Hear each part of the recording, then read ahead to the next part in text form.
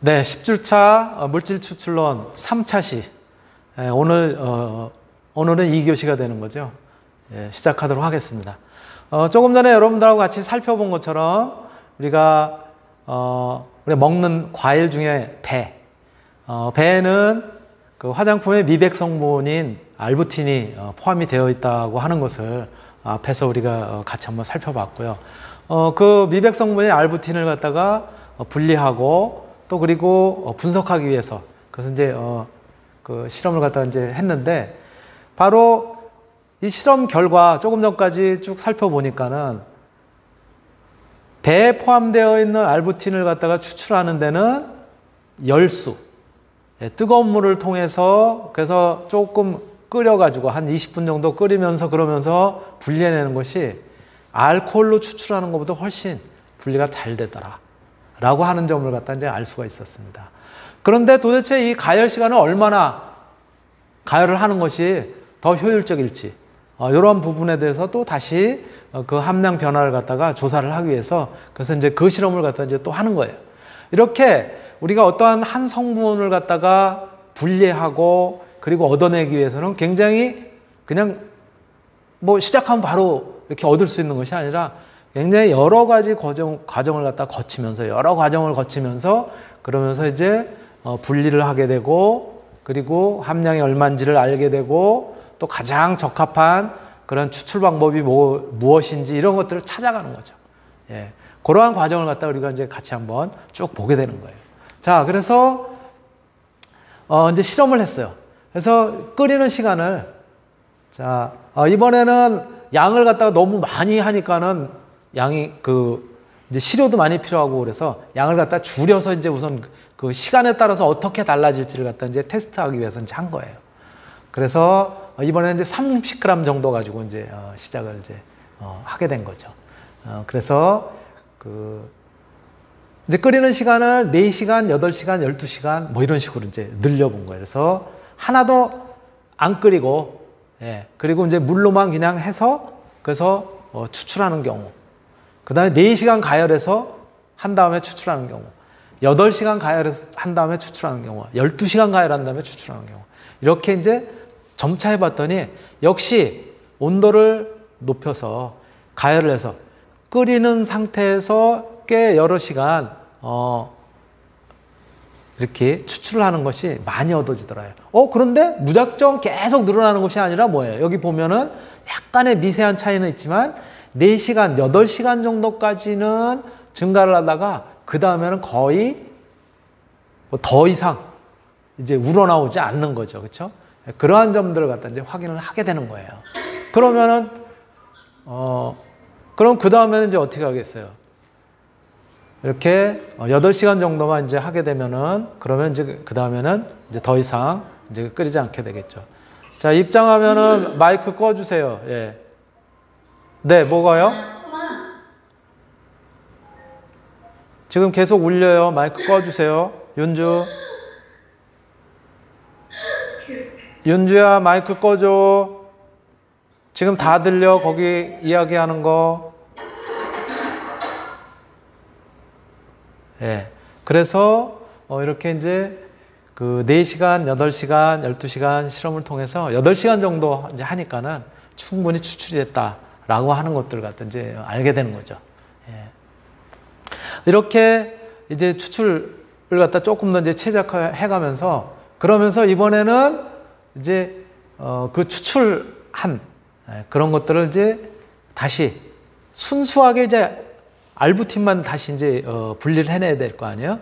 그래서 알부틴만 순수하게 자 알코올로 추출하는 것보다는 물로 추출하는 것이 훨씬 효과적이었다. 그렇다면 이제 물로 추출한 것에 알부틴이 굉장히 많이 있을 거 아니에요.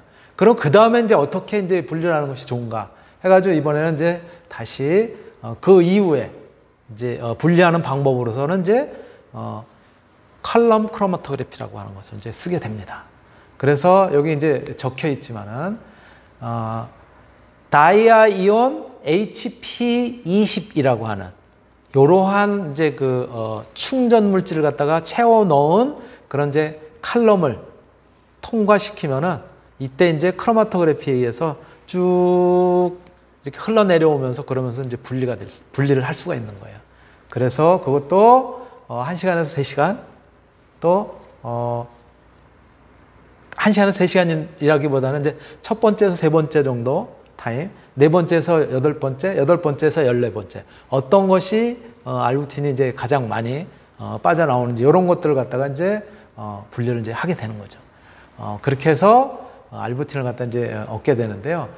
바로 이런 그 이제 알부틴이 점점 이제 그 뭐라 그럴까 정제돼 가는 과정을 갖다가 이런 실험 데이터를 통해서 이제 확인을 할 수가 있는 것이죠. 바로 미성숙과인 요 이제 배로부터 알부틴을 추출하기 위해서 이제 하는 과정은 저렇게 열수 추출. 우리가 보통 이제 열수 추출은 이제 여러분들 이제 알잖아요. 그 뭐랄까 농축기라 그럴까? 한약 그 다리는 탕제원에 가면은 이제 해주는 거 있잖아요. 그쵸? 그러한 장치를 통해서 그래서 저 안에다가 물 붓고 배 넣고 해가지고 그래가지고 이제 끓이는 거죠.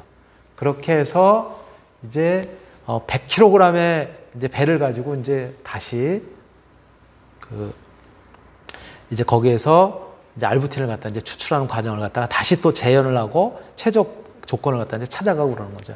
여기 보면 immature pair 이렇게 써 있죠. immature라는 거는 뭐냐면은 덜 익은, 성숙되지 않은 그런 뜻이에요. 그러니까 미성숙 배인 거죠. 미성숙과인 배를 갖다가 한 100kg 갖다 활용을 해서 그래서 물을 120리터를 아까 8시간 정도 하면은 충분히 우러난다 그랬잖아요. 8시간 정도. 얼마로? 120도씨로. 예. 온도를 갖다가 이렇게 세팅을 해놓고 그래가지고 이제 추출을 했더니 100kg에서 예. 얼마? 4.3kg을 얻을 수가 있는 거죠. 예. 100kg에서 4.3kg의 그러한 뭐를 얻는 거예요? 추출물을 얻은 거예요. 이 추출물을 가지고 이번에는 이제 뭐를 하는 거예요? 이제는 다이아이온이라고 하는 충전 물질이 채워져 있는 그런 이제 컬럼 크로마토그래피를 이용해서 그래서 이제 다시 이제 분리를 하게 되는 겁니다. 예. 바로서 C는 컬럼 크로마토그래피입니다. 캠퍼스 커플이 아니라 네. 예. 그래서 컬럼 크로마토그래피 저렇게 세팅을 하고요. 저건 이제 빈 유리관이에요. 그 안에다가 무엇을 집어넣었어요? 여기에다가 요 안에 이제 전체 그 부피가 대략 어느 정도 되면 한 24리터 정도 돼요. 저 안에. 예, 그러면 이제 요 컬럼은 직경이 20cm고 높이가 120cm예요. 굉장히 그 관이 큰 관이죠. 거기에다가 이제 아까 뭐라고 얘기했었냐면 충전 물질들 이야기했죠. 그 HP20이라고 하는 그 충전 물질, 즉 다이아이온 HP20이라고 하는 그런 이제 충전 물질을 저기다 이제 꽉 채웠더니 이렇게 이제 흰색의 그 충전 물질을 이제 채운 거죠. 그래서 이렇게 얻어진 무엇을? 추출물을 갖다가 여기다가 집어넣고서 이제 다시 용매를 갖다 이제 흘리게 됩니다. 예.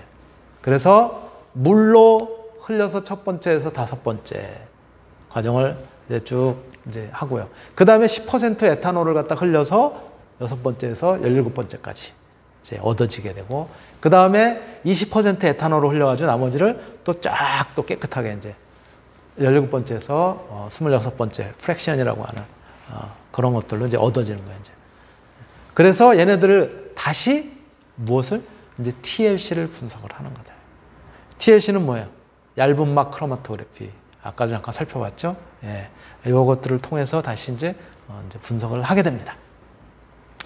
자, 이게 뭐, 앞에서 배 알부틴이라는 것이 들어있고, 그것을 분리를 해내서, 그래서 농축을 하고 그러면 알부틴을 얻을 수 있겠다. 쉽게 생각했더니, 그게 아니라 굉장히 과정을 갖다, 여러 과정을 갖다 거치면서 가장 최적의 추출 방법이 무엇인지, 또 어떤 물질에 잘 녹아 나오는지, 또 몇 시간 정도를 해야 되는지, 이런 것들을 갖다가 하나씩 점검해 나가는 거예요. 그러면서 이제, 우리가 가장 알부틴을 갖다 잘 얻을 수 있는 그런 이제 실험 방법을 찾아내는 것이죠. 예. 그래서 아까 말씀드렸던 것처럼 자, 저기서부터 이제 1번서부터 시작해서 쭉 각 그 이제 소위 얘기하는 프랙션들, 그때 떨어진 것들 갖다 쭉 이제 분석을 하게 됩니다. 저 제일 처음에 나오는 게 뭐예요? 제일 처음에 빠져나온 거겠죠. 그쵸? 예. 두 번째 빠져나온 거, 세 번째 빠져나온 거. 보니까는 어떻게 돼 있어요, 지금? 우리가 요게 이제 바로 TLC라고 하는 아까 똑같은 방법이에요. 거기에다 했더니 이제는 거의 이제 알부틴이 거의 주성분으로 되어 있는, 다른 것들도 물론 일부는 있겠지만, 그래서 쭉 해보니까는 여기가 뭐예요?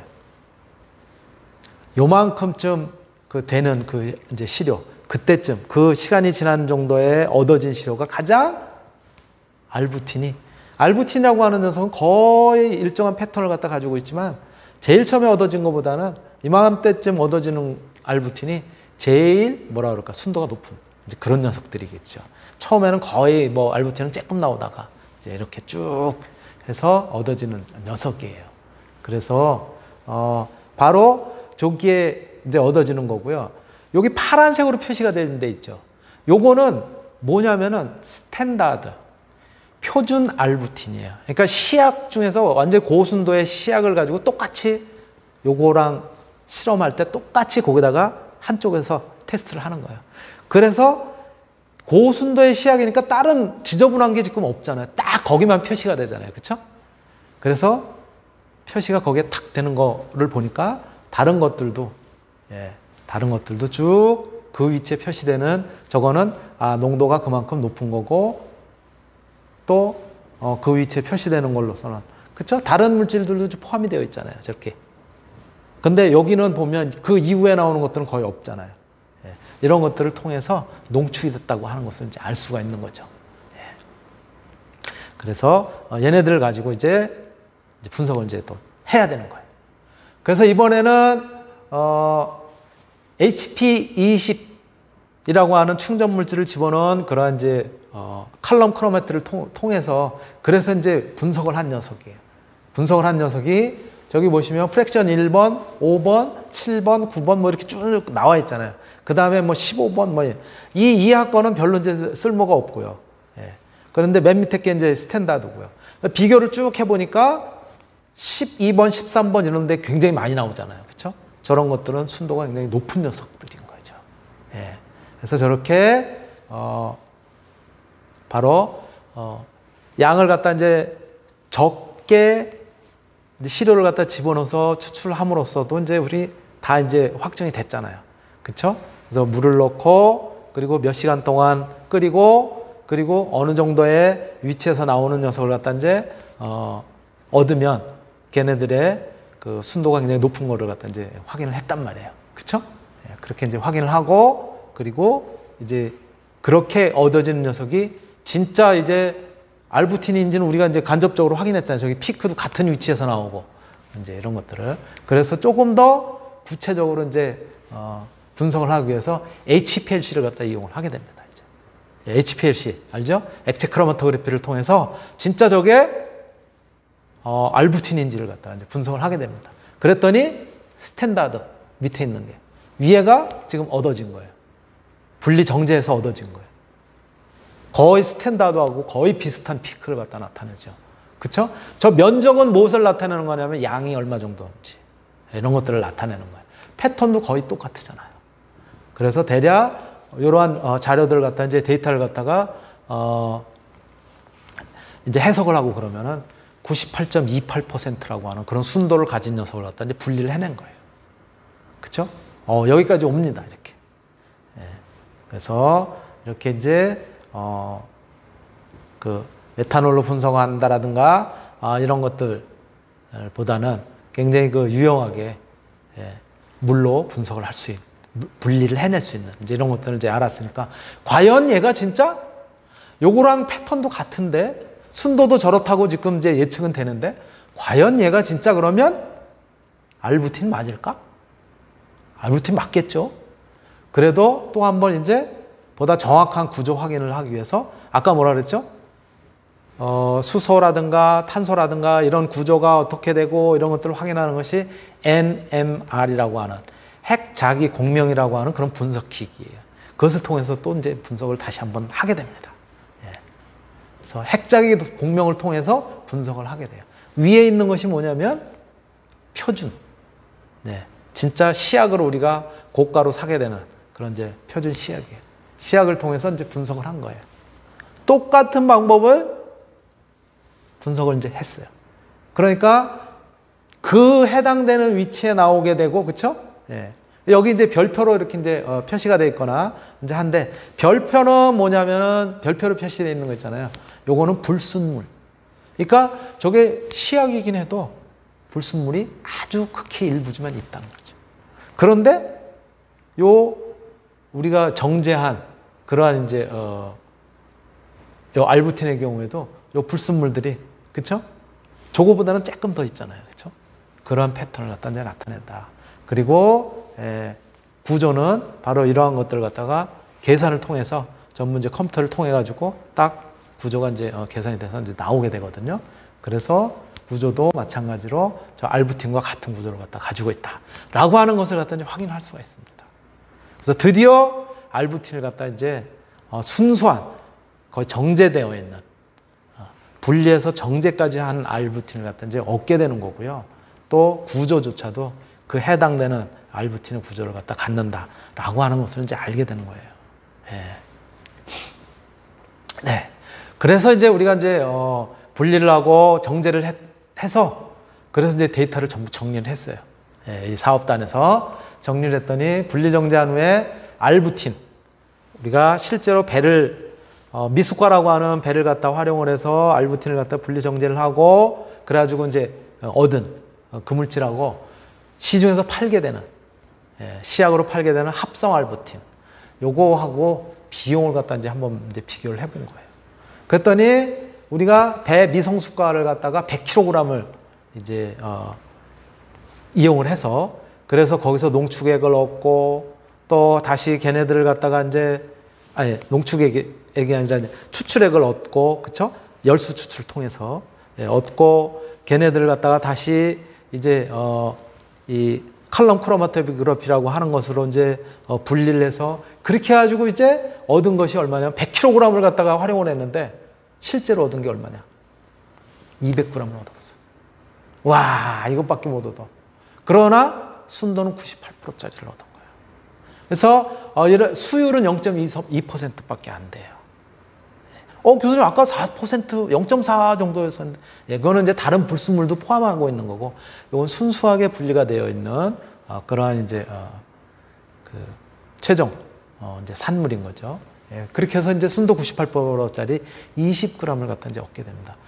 그래서 여기에 필요한 장비들이라든가, 또 이렇게 이제 분리하기 위해서 이제 사용되는 그 충전 물질이라든가, 또 얘네들을 갖다가 정제하는 과정에서 필요하게 들어가게 된 그런 이제 시약들. 물 같은 경우에 뭐 이제 뭐 이렇게 크게 가격은 안 나가겠지만 이런 것들을 쭉 따져보니까 어느 정도 들었냐면 한 203만 원 정도 들었답니다. 200g 얻는데. 어마어마하죠. 그래서, 이제 불필요한 부분 제거하고 그리고 이제 따져봤더니 시약으로 파는 합성품의 경우에는 1kg에 14만 원이면 산대요. 이건 이제 합성한 겁니다. 천연물질을 분리한 게 아니라 14만 원이면 사는데요. 우리가 천연물질을 갖다가 통해서 천연배를 갖다가 먹는 배를 통해서 알부틴을 갖다가 막 분리를 하고 그랬더니 1kg을 얻는데 300만 원이 들었더라고요. 이렇게 해서 장사가 됩니까 이거? 아무리 미숫가를 갖다 버리는 거라고 하지만 경제성은 없는 거죠. 경제성은 없지만 뭐는 있을까요? 요거는 합성한 녀석이 아니라 천연물질 그대로 분리해낸 거고 저거는 합성한 거고 뭐는 가능할까요? 스토리텔링은 가능한 거예요. 그런데 요 200g 가지면은 화장품 얼마나 만들까요? 어마어마하게 만듭니다. 왜 어마어마하게 만들까요? 실제 화장품에는 100%를 넣지 않잖아요. 몇 퍼센트? 0.3%? 또 3%? 이런 식으로 넣잖아요. 그렇죠? 1%보다 뭐 더 넣는 경우도 있고 또 뭐 적게 넣는 경우도 있지만 뭐 3%? 아마 알부틴 조금 뒤에 자료가 있으니까 이제 다시 한번 확인해 보자고요. 그렇게 해서 요거는 바로 천연물질 유래에 순수하게 분리가 된 그런 이제 스토리텔링이 가능한 그런 이제 물질인 것이죠. 근데 이렇게 배에만 있는 것이 아니라 또 다른 데도 있겠죠. 더더군다나 원료는 뭐였어요? 우리가 아직 덜 익은 또 과수원에서 배를 갖다 조금 더 상품성 있게 키우기 위해서는 이제 잘라서 버리는. 그쵸? 배를 좀 더 크게 키우기 위해서 잘라서 버리는. 예, 적과라고 이야기하는 그런 거잖아요. 그런 거를 활용을 할 수가 있다는 거죠. 이렇게. 심심풀이는 아니겠지만 우리가 조그맣게 과수원 옆에 실험실에다가 만들어서 이렇게 할 수도 있겠죠. 그쵸? 물론 이제 비용은 이제 들 텐데, 예. 다른 비용들을 갖다 이제, 좀 절약을 하고 그러면 더 싸게도 만들 수가 있을 거예요, 이제. 예. 자, 바로 이러한 이제 알부틴은 어디에 쓴다고요? 우리 미백작용을 하는데. 미백작용이라는 게 결국 뭐예요? 사실은 우리가, 예를 들어서 자외선에 노출이 돼가지고, 그쵸? 여름에 이제 선탠을 하거나, 이렇게 되면 우리 피부에서 어떤 현상이 일어나는 거예요? 자외선에 노출이 되면은 이제 얘네들이 결국은 햇빛을 갖다 차단하기 위해서 피부 내에서, 그쵸? 피부의 표피층에 존재하는 이런 이제 피부 중에서 표피층의 기저층에서부터 뭐를 만들어내죠? 여러분들이 아는 멜라닌 색소를 갖다 만들게 되죠. 그쵸? 예, 자외선 차단을 갖다가 자외선을 차단하기 위해서. 그래서 멜라닌 색소를 갖다 이제 만들게 된다고요.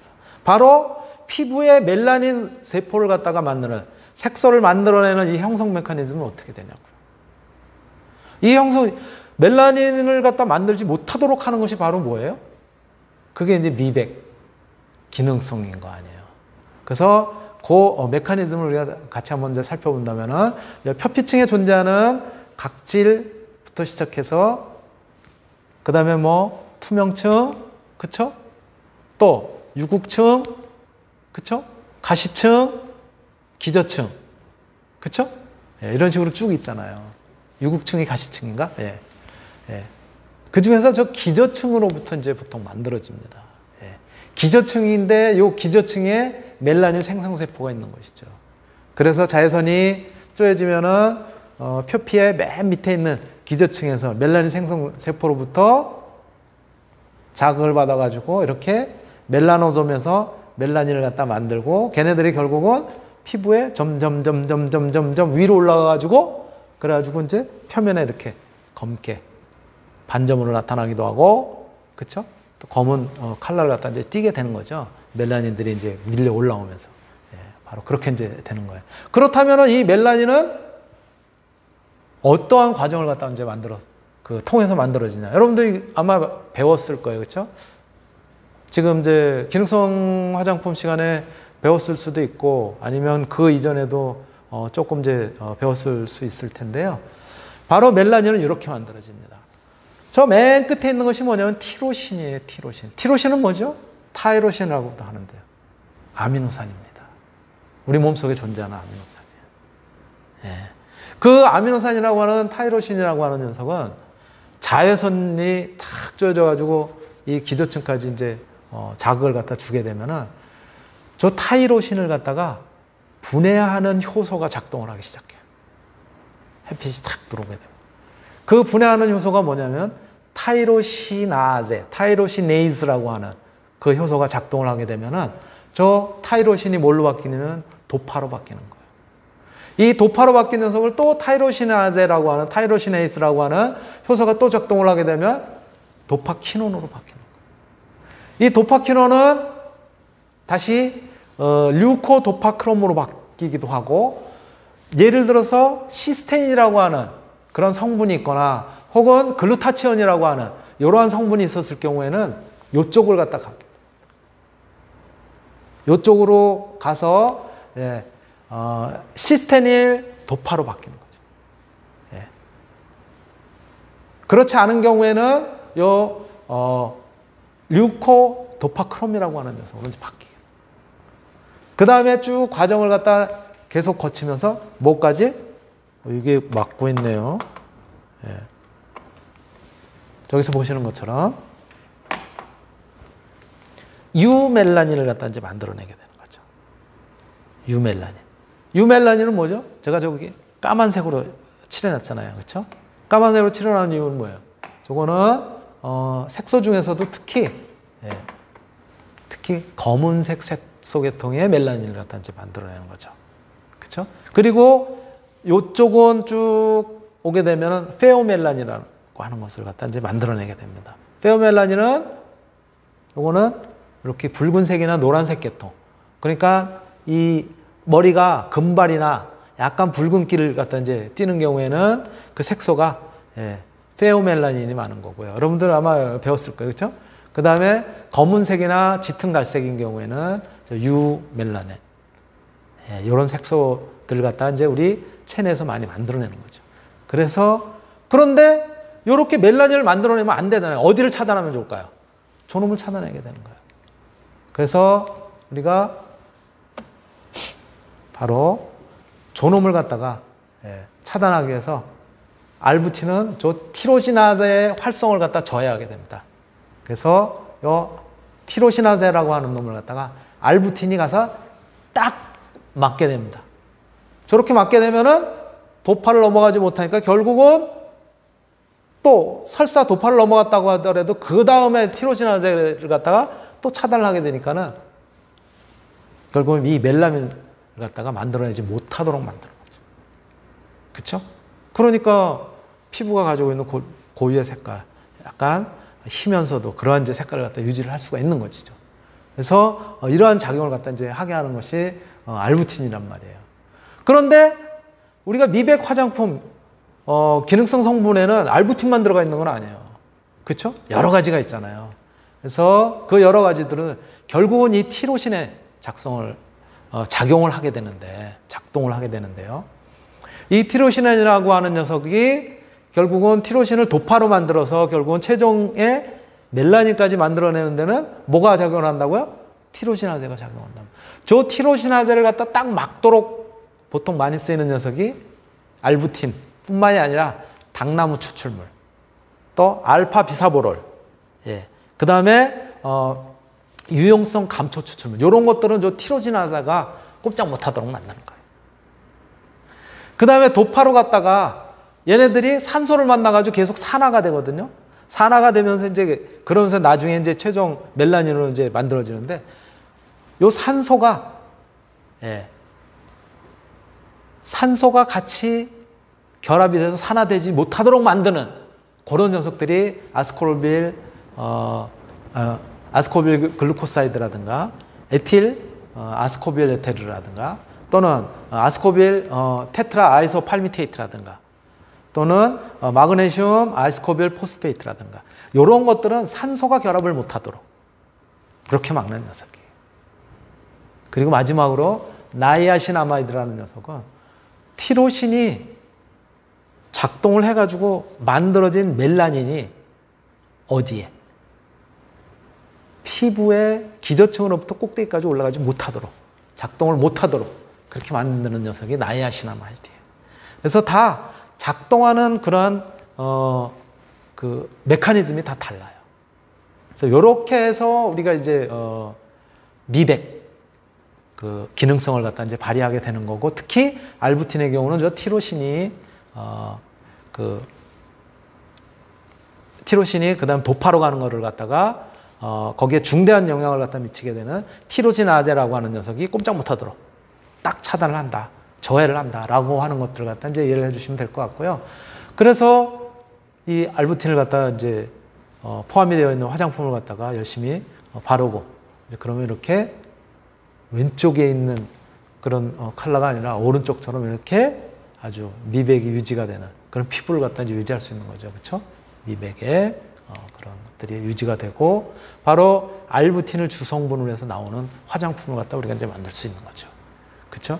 알부틴 성분을 갖다가 물론 저 배를 통해서도 이제 얻어질 수 있지만, 이거 최대 5%까지네요. 5%까지 이제 활용을 해서 그래서 이렇게 알부틴을 포함하는 화장품들, 크림이라든가, 그쵸? 또는 뭐 연고 타입이라든가, 또는 뭐 우리 이제 요즘은 이제 로션 같은 데도 이제 활용을 하잖아요. 이러한 것들을 갖다 이제 만들어낼 수가 있는 거죠. 이렇게 우리가 배로부터도 미백 성분인 알부틴을 갖다 추출을 해서 만들 수 있다. 또 그러한 성분들을 갖다 우리가 분리를 해낼 수 있다. 라고 하는 점들을 하나의 우리 물질 추출론에서 물질 분리의 사례로 같이 한번 살펴봤습니다. 제가 오늘 준비한 내용은 여기까지고요. 오늘 10주차 물질 추출론은 물질 분리의 실제 그런 이제 그 방법들 또 과정들 이런 것들을 같이 살펴봤습니다. 예, 마치도록 하겠습니다.